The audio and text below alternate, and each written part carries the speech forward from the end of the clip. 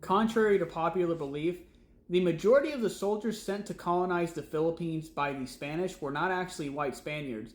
They were mixed race people or actually just indigenous people. This right here is free online to read. It is a fascinating read that will shatter a lot of misconceptions people have about this. A huge colonizing force for the Spanish were the Tlaxcaltecas, which were these warriors. So Filipinos are probably more likely to descend from them than any actual white Spaniard. As you can see here in 1659, the royal officials were complaining about a severe lack of white soldiers, of actual Spaniards. Most of the soldiers here were black, mulatto, or Native American, or mestizo. They were just mixed race. Mulatto meaning somebody that's half white, half black, just FYI. And when you look at the way that Spain levied soldiers from their colony of New Spain, that's where the majority of these soldiers came from.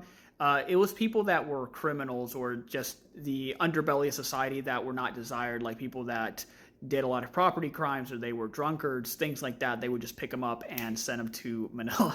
And I just thought this map looked really fucking cool, so I just wanted to show it.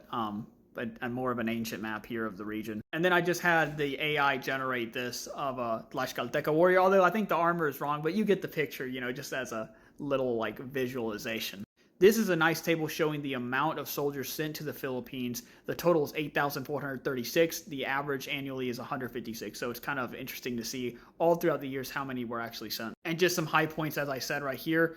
There was a lot of challenges with sending conscripted soldiers like this, like forced soldiers. There was mutinies, and there was a lot of internal problems that the Spanish suffered from because they did this action, you know, of just picking people up that they thought were undesirable to society and then forcing them into military service. So they weren't the best people for the interests of the empire, let's say.